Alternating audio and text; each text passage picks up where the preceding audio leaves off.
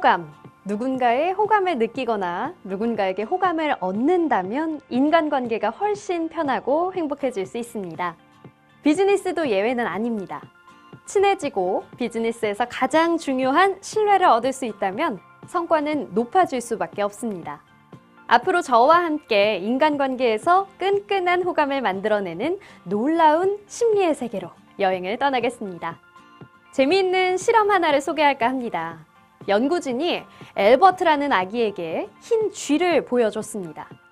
이때 아기는 긍정적인 반응도 부정적인 반응도 보이지 않았습니다. 이후 연구진은 쥐를 보여주면서 아기가 무서워하는 요란한 소음을 두어 차례 들려준 뒤 쥐만 다시 보여줬습니다. 그러자 아기 엘버트는 쥐 자체를 무서워하게 되었습니다. 어린 엘버트 실험이라고 불리는 이 실험에서 아기는 쥐와 자기가 싫어하는 소리를 서로 연관시키게 되었죠.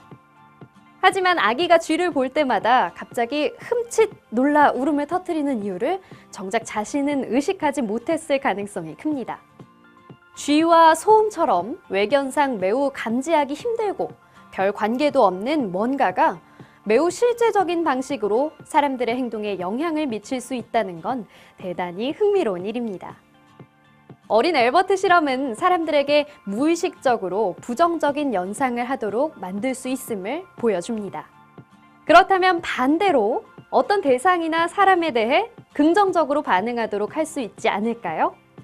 만약 아기 엘버트가 좋아하는 음식이나 장난감처럼 긍정적인 것을 쥐와 연관시키도록 했다면 어땠을까요? 이는 파블로프의 개 실험을 연상시킵니다. 파블로프는 개에게 먹이를 줄 때마다 종을 울렸습니다. 시간이 지나면서 개는 점점 먹이와 종소리를 서로 연관시킵니다. 그리고 나중에는 파블로프가 종만 울려도 그 소리를 듣고 먹이를 떠올린 개가 침을 흘립니다. 개는 자기가 왜 갑자기 배고파 침을 흘리는지 이유를 모릅니다. 여러분도 이와 같은 방식으로 호감도를 끌어올릴 수 있습니다. 사람들은 정확한 이유도 모르면서 당신을 신뢰하고 좋아하게 되었다는 사실을 깨닫게 됩니다. 이것은 우연이 아닙니다. 호감의 심리학을 활용하면 여러분은 좋은 첫인상을 심을 수도 있고 당신이 곁에 없을 때 찾게 만들 수도 있습니다. 호감도가 운을 좌우된다고 생각하는 사람이 많습니다. 하지만 다행스럽게도 그런 생각은 완전히 잘못됐습니다. 다른 감정과 마찬가지로 호감도 유발하거나 끌어낼 수 있고 결과적으로 조작도 가능합니다. 호감도를 높이는 기술을 활용하면 닫혀있는 많은 사람의 마음 문을 열 수 있으며 여러분의 삶의 모든 부분에 매우 긍정적인 영향을 미칠 것입니다. 인간관계는 행복하고 충만한 삶의 바탕입니다. 호감을 높이는 과학으로 오랫동안 증명한 심리적 기술을 활용해서 멋진 인간관계를 만들어 보세요.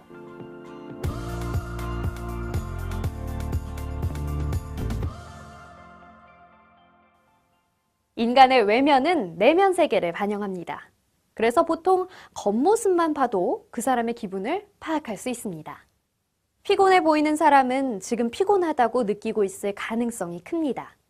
그러나 여기서 한 발 더 들어가면 표정만으로는 알기 어려웠던 상대의 마음을 놀랍도록 쉽게 읽을 수 있습니다.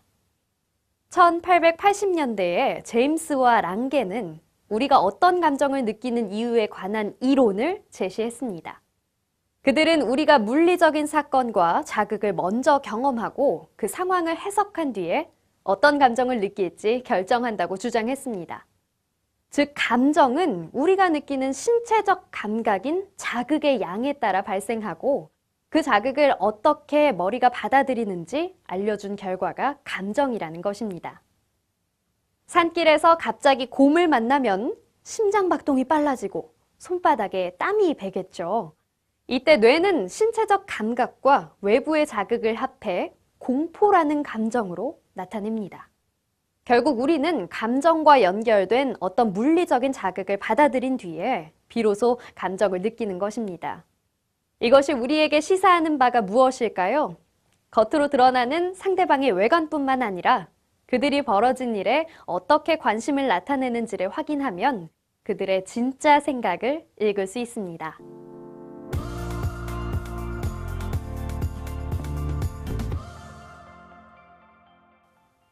제임스와 랑게는 사람들의 마음을 읽는 것을 여러 가지 신호를 살피면서 진행되는 전체적인 과정이라고 했습니다. 그 첫 단계는 상대의 신체 상태를 보면서 어림짐작을 하면 됩니다. 상대의 표정이나 신체 언어, 자세와 같은 외부로 드러나는 신호를 파악하는 것이죠. 그 다음에는 처음에 추측한 짐작이 정확했는지 알아보기 위해 개방형 질문을 던집니다. 오늘 하루를 어떻게 보냈어? 이런 개방형 질문에 대한 대답에서 모든 상황을 종합할 수 있는 징후를 포착해야 합니다. 이것은 모두 그들의 실제 감정 상태를 추론하기 위한 것입니다. 제임스와 랑게가 가장 중요하다고 말한 마지막 단계는 상대가 온종일 뭘 했는지 알아내는 것입니다. 그들이 하루 동안 어떤 물리적 자극을 받았는지 파악하는 게 이 단계의 핵심인데요. 물리적 자극이 같더라도 사람마다 받아들인 느낌이 다르죠. 그 느낀 정도를 파악하는 것이 핵심입니다. 상대방이 받은 자극을 어떤 느낌으로 받아들였느냐는 것은 곧 그 사람이 느낀 감정입니다. 따라서 그들이 어떤 일을 했는지 알아낸 다음 그 일을 어떻게 받아들였는지 넌지시 파악하면 됩니다. 이런 3단계 추론 방법을 활용하면 상대방이 자기 기분을 겉으로 드러내지 않더라도 기분을 읽어낼 수 있습니다. 신체적인 자극을 받은 게 최근의 일일수록 자극이 강할수록 그 사람의 마음을 읽기가 더 쉽다는 사실을 기억하세요.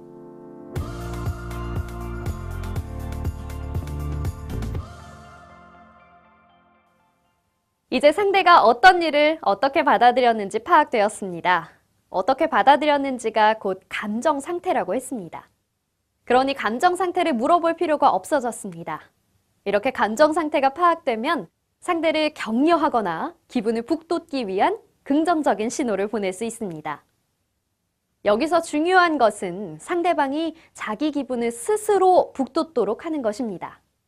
남아있는 긍정적인 감정에 연료를 더 부어서 불길이 활활 타오르게 하면 됩니다.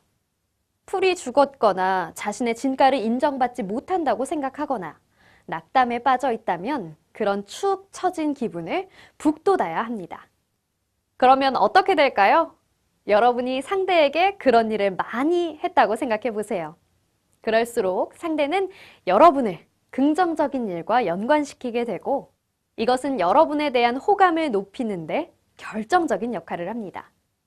우울했는데 여러분을 만나고 나면 힘이 솟는다고 생각해 보세요. 이 모든 것이 자극을 어떻게 받아들였는지를 파악하는 데서 시작됩니다. 호감은 사람들이 여러분 곁에 있고 싶어 하는 것입니다. 곁에서 좋은 기분을 느낀 사람은 그 사람을 더 자세히 알고 싶고 유대감을 키우고 싶어 하게 됩니다. 여러분이 그들에게 행복한 기억을 떠올리게 해주거나 긍정적인 잠재력을 되살려주는 것이죠. 그들에게 상기시키는 게 무엇이건 간에 그 내용은 반드시 긍정적이어야 합니다.